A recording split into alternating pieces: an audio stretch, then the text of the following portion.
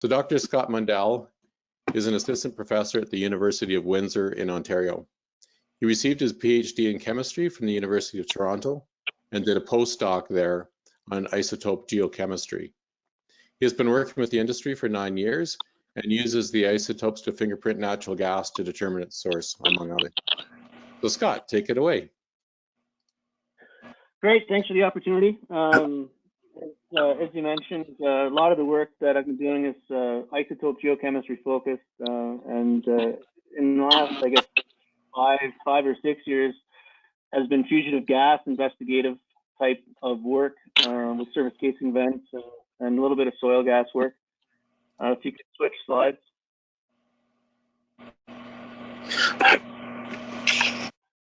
So we have a rather large multidisciplinary group. We have collaborative networks with stakeholders, both producers and service providers.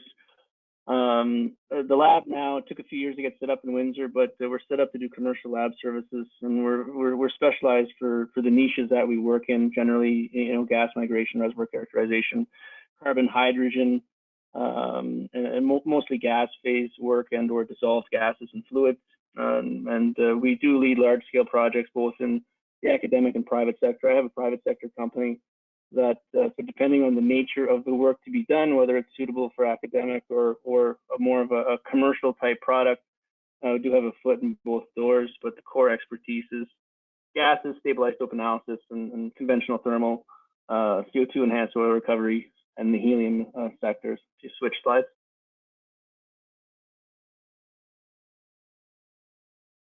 With relation to methane, these are really the most methane and or greenhouse gas emission related projects in the portfolio right now. Soil gas migration is something that Dave Risk and I are joining forces on. I did a fair bit of work in the isotope side of the fingerprinting and source identification. Dave and I are sort of weaponizing our two techniques here to make it a little bit I think more definitive in terms of how we can identify and track liabilities of soil gas migration from suspended and abandoned and or producing wells, but he's really holding the hand with the soil gas migration stuff. At this point, surface casing vent flow is something we've been doing for years throughout Alberta and Saskatchewan, both in fluids and gases, with a heavier footprint in thermal operations. CO2 monitoring on numerous projects, from the Weyburn CO2 injection through to Shell Quest, and some new work up in the thermal operations. Sulfur characterization from thermal has been a big thing in its relationship to methane emissions. They usually co-migrate, so often identifying the source of some of the sulfurous gases that are being released from thermal operations allows you to have some sort of sense of the methane component as well. And helium, all aspects of the helium supply chain, from drilling through to production, we're involved with, and there are some relationships to methane emissions because there are some components of that in the upstream process that we're identifying and dealing with at this point. You change slides. So from a research perspective, really the bread and butter in these gas migration investigations is using these isotope tools to try to identify source or distinguish between identifying methane, in this case in soils and or surface casing vents, whether it's baseline methane and or if it's anthropogenic coming from a well integrity issue. And we've found that the typical isotope thresholds anyway aren't necessarily correct at face value, and we've been doing a number of tools or developing a number of new tools and approaches to be able to resolve some of these complexities, to have a more definitive interpretation and assessment of what the sources of methane are and or what the liabilities are associated with it in terms of when and where and how operators need to mitigate some of these issues and or do well interventions. Change slide. An area of interest for us, we shifted over after the downturn in 2015 and the landscape of the sector changed, ended up looking at some of these challenges under in the thermal operations, and we found very different behaviors in terms of trying to investigate gases with 98, 99% steam flow and or assess the sources in a very more complicated systems where you have different process gases, steam injection, aquathermolysis, and different reactive processes that can impact the fingerprints for methane and sulfurous gases, and we have a large program of CNRL now for the next 3 years, trying to get some definitive approaches developed in this sector. Change slide. I think my career really began in the Weyburn CO2 injection oil field, and Dave Risk has a lot of, work that was in parallel, going back, 10 years or so now with some of the isotope work I was doing. So that's where I first started, learning about some of the tools that Dave was developing. But we both have a significant amount of experience looking at how to identify CO2 and track CO2 emissions from any type of CO2 injection in the subsurface, whether it's boundary dam, storage supply project, and or oil EOR. But we use similar tools as we would for methane to fingerprint and identify the source of leaks and their potential liabilities. Change slides.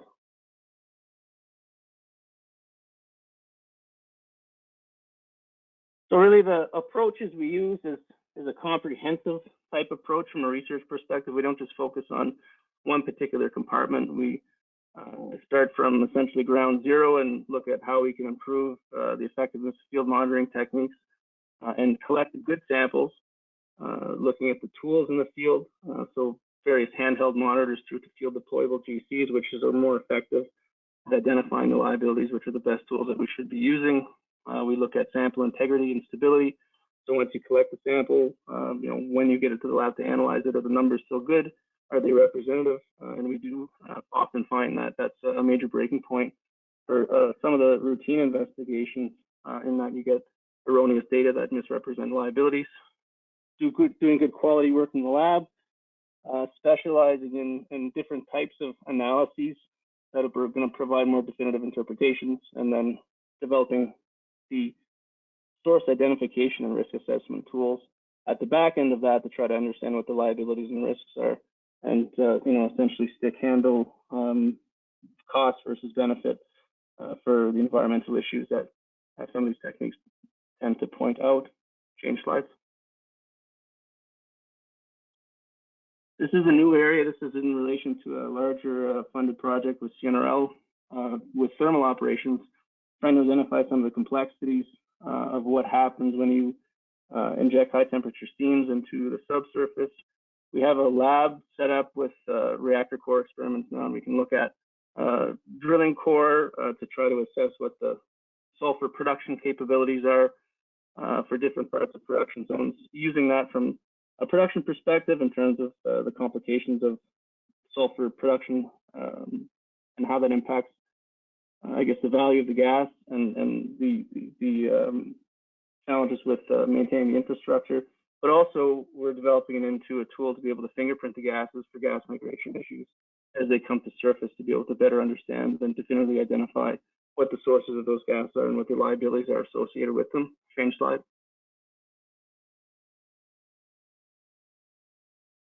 These are actually pretty cool experiments. We can recreate reservoir conditions in the lab. We get very similar products between oil, liquid, and sediments, and we can characterize all those different components. As I mentioned, the main characterizations that we're doing as a part of this project is looking at sulfur generation capacity. So we're fingerprinting the different sulfurous gases that are generated from these aquathermolysis processes under reservoir conditions, what their distribution is, and also what their isotope fingerprints are for eventually essentially developing isotope profiles for drilling operations and looking at the distribution of that within the production zone. Change slide. How that fits into the process is we take this core, we look at what it generates, we analyze it using very specialized techniques in the lab. We trap sulfur as a bulk sulfur signature, looking at the isotope fingerprint of it.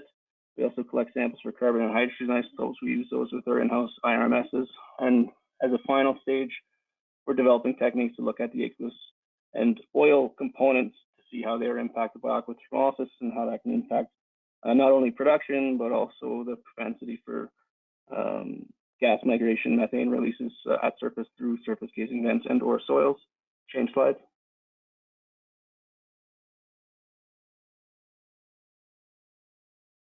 And I guess one of the other areas methane related is looking at drilling operations. So we can do isotope profiles, compositional profiles from mud gas cuttings beyond the core that we've been discussing, and we've developed a number of new techniques for targeting the helium exploration sector in southern Saskatchewan using these types of similar techniques and isotope fingerprinting approaches. Change slide. And this is, we're just going to pivot into some of the aspects of things that we're specialized for, I guess, from a service provider perspective for this group, which I think was one of the topics that Mary wanted us to address. So we do a variety of gas characterizations, and we look at trying to go above and beyond in terms of how we're characterizing the gases, what our QA process is, how many standards we're using, what our confidence levels are for different concentration ranges for different species. So we have our routine compositional analysis with the standard gases of helium, hydrogen, CO1, C6, CO2, nitrogen, carbon monoxide, hydrogen sulfide, and then we have an argon oxygen blend peak. And we have methods that are specialized for detection limits and calibrations for soil gases and surface casing vents, both in conventional and thermal, reservoir characterizations and process gases, exploration, drilling, and then the helium, upstream helium production. But we're, within this type of approach, we're at a 10 ppm to 100 ppm detection limit, depending whether we're using a flame ionization detector or a TCD type detector. Change slides. This is related to some of the thermal work that we're doing, where we have trace sulfur capabilities that we've developed for some species that are relevant to that sector. Some of the methyl ethyl mercaptans, hydrogen sulfide, dimethyl sulfide. So we're calibrated down to about a ppm level, so we can routinely look at soil gases, vent flows, and do reservoir characterizations for these types of species, both from a production perspective, in addition to their potential within a gas migration framework. Change slide. This is something new or newish that we've been developing as I guess the main focus is the helium production. But we have gotten into some ultra trace, really highly specialized analyses where we can look at sub ppm levels of neon, hydrogen, argon, oxygen, and this is separating argon from oxygen, which requires some specialized equipment, as it's quite a challenge, as we've found out. Nitrogen, methane, carbon dioxide, or carbon monoxide, sorry. So these are very specialized. We're trying to develop them from a methane gas migration perspective by being able to look at things like neon and argon in soil gases, whether it be as a contaminant from atmospheric contamination or as a proxy for atmospheric penetration into soil. So we're at some of these new areas that we're moving into for these specific analytes that are very specialized in terms of the equipment needed for analysis, especially at the sub ppm levels. Change slides. And we have two IRMSs.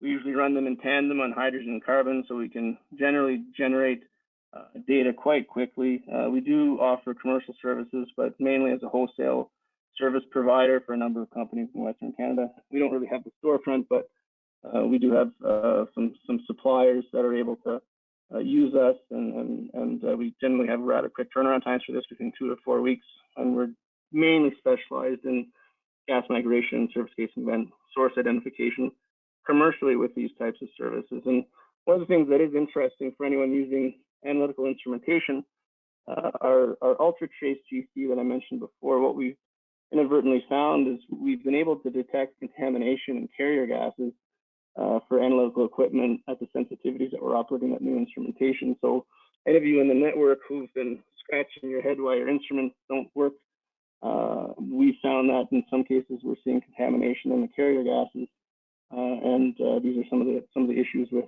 having instrument downtime, and something that we can move forward, look at investigating or providing as a service for anybody who may be experiencing similar issues. Change slides. And this is the team. So this is a PTAC funded methane related project. We have some of Dave Risk's students and some of our collaborators with EOSense in the photograph.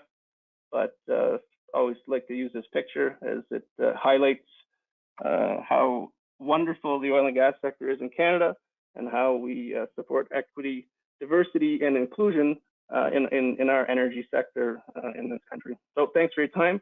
Hopefully I'm within 10 minutes. And if you have any questions, I'd love to answer them. Beautiful slide there, Scott. I'll open the floor up to questions. Please ask away. Just unmute yourself and ask Scott what you'd like.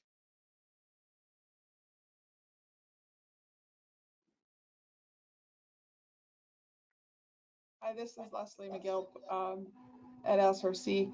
Years ago, I recall seeing this used as an exploration technique, looking at trace gas amounts in soils at surface as an indicator of where hydrocarbons might be present underground. Is that something that you've also worked on? I'm familiar with the techniques. I haven't actually done any projects from a broad investigative perspective, but you know, I am familiar with I guess the people who have done it, or some of the papers that have been published on it. These are things that we can do in terms of the types of analyses that we are doing. You know, we can run samples at the detection limit for the species that you would be looking for those types of approaches from an exploration perspective with those techniques.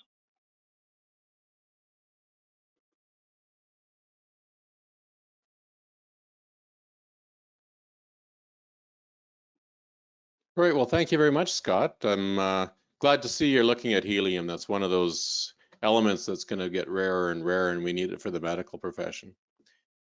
So thank you very much.